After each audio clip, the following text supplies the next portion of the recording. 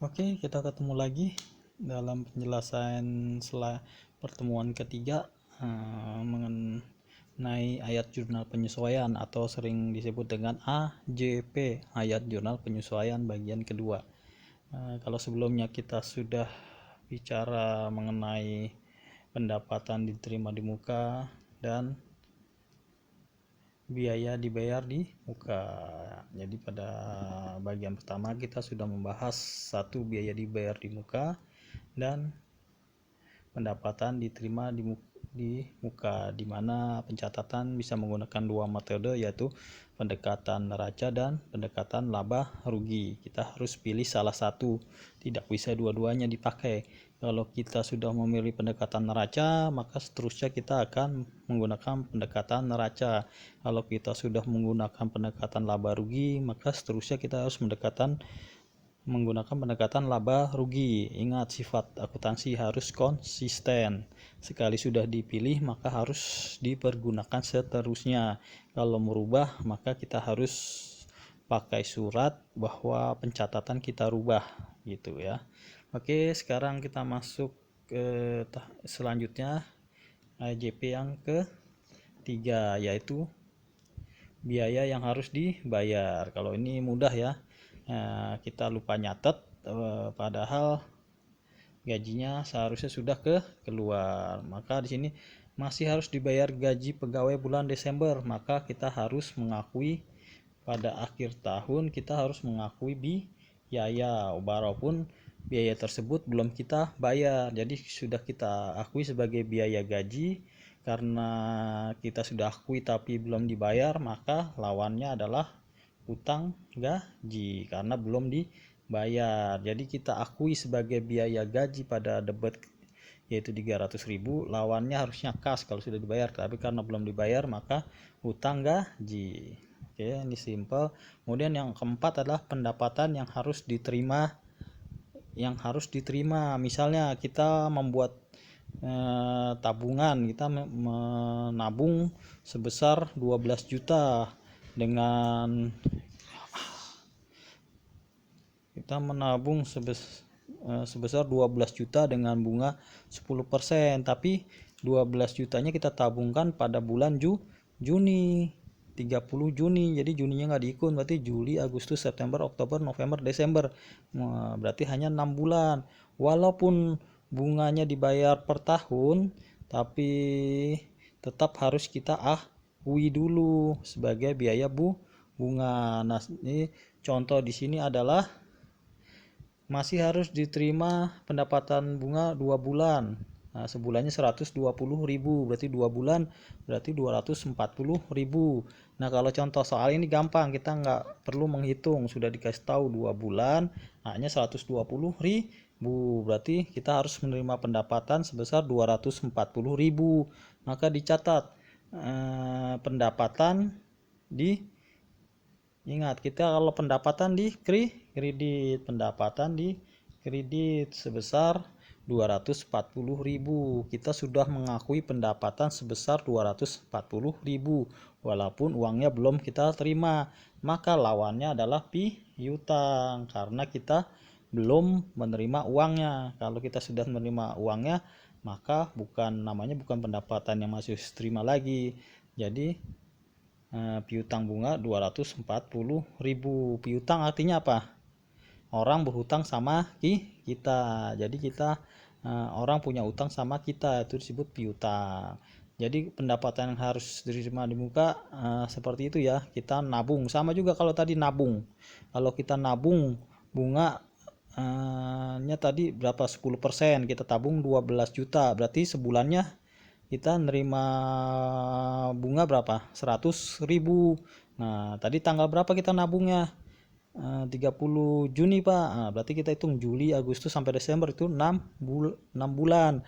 Nah, berarti biaya pendapatan bunga yang harus kita akui adalah 100.000 dikali 6, 600.000. Jadi piutang bunga 600.000, pendapatan bunga 600.000. Itu kalau kita harus menghitung. Ini kebetulan contoh soalnya sudah dikasih tahu, berarti lebih gampang. Ingat ya, walaupun bunga tersebut belum dibayarkan tapi karena masuk dalam periode akuntansi kita, maka itu harus kita akui terlebih dahulu walaupun bunganya belum dibayarkan. Makanya lawannya adalah piutang bunga. Jadi nanti saat diterima itu hanya kas saja, lawannya adalah piutang. Oke, kemudian slide selanjutnya. Slide selanjutnya adalah biaya penyusutan. Nah, jadi setiap aktiva yang kita beli itu ada biaya penyusutan. Karena apa? Karena sudah ada aturannya.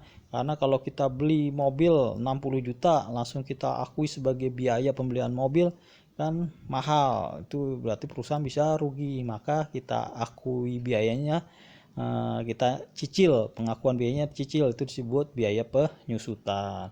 Seperti contoh, kita membeli kendaraan sebesar 70 juta dengan disusutkan 10% per tahun. Oke, 70 juta disusutkan 10% per tahun. Berarti setahunnya berapa? 7 juta dibagi 10, 7 juta ya. 7 juta kan berarti 7 juta setahun. Ingat 7 juta setahun. Kita lihat dulu dia ini belinya berapa, nggak ada tanggalnya, berarti anggap aja itu kita beli ada tanggal 1 Januari.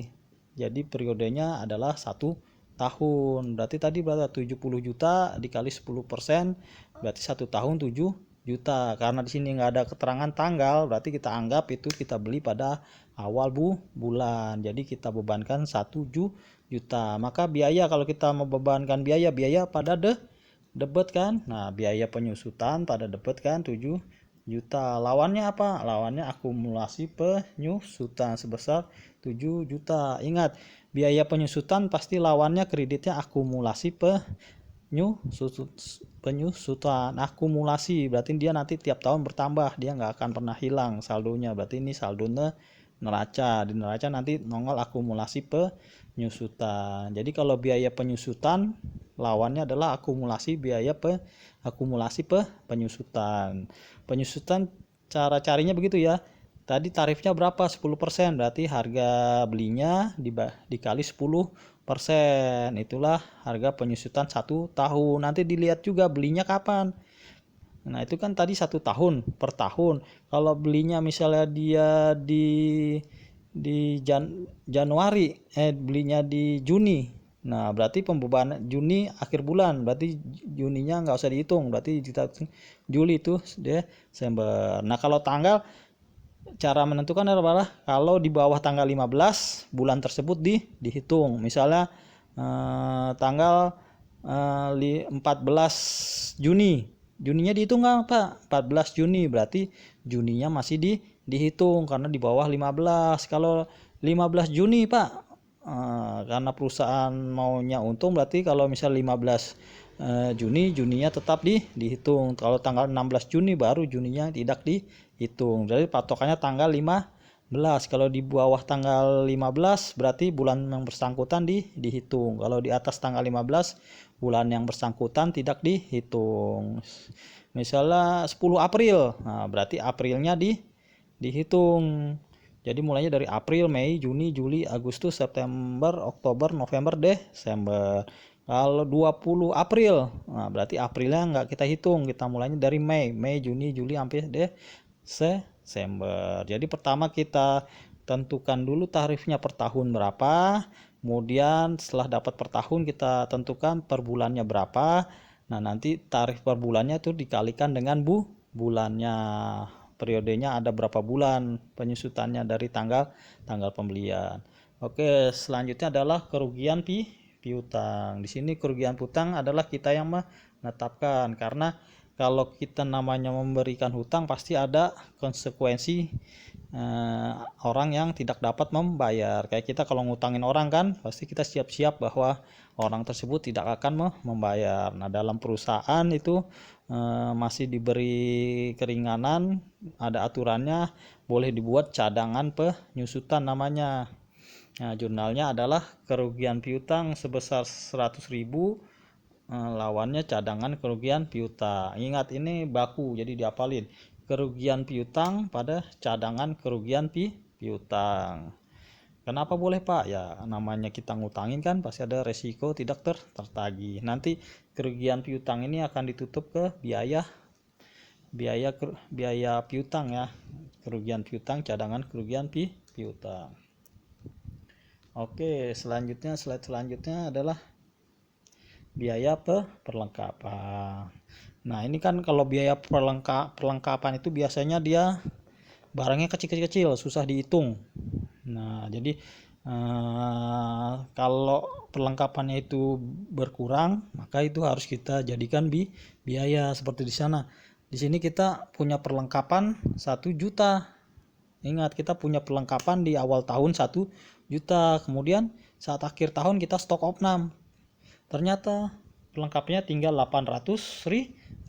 Berarti ada 200.000 yang hilang. Entah dipakai, pokoknya udah nggak ada. Tinggal 800.000. Maka yang nggak ada itu harus kita akui sebagai biaya perlengkapan. Maka kita jurnal biaya perlengkapan 200.000, kemudian kreditnya adalah perlengkapan 200.000. Maka buku besar perlengkapan tinggal 800.000. Entah itu kepakai, entah itu hilang, pokoknya udah nggak ada aja, maka itu harus kita bebankan sebagai biaya perlengkapan. Oke, kemudian selanjutnya adalah selesai ya. Jadi tadi ada 7 ya. Yang pertama adalah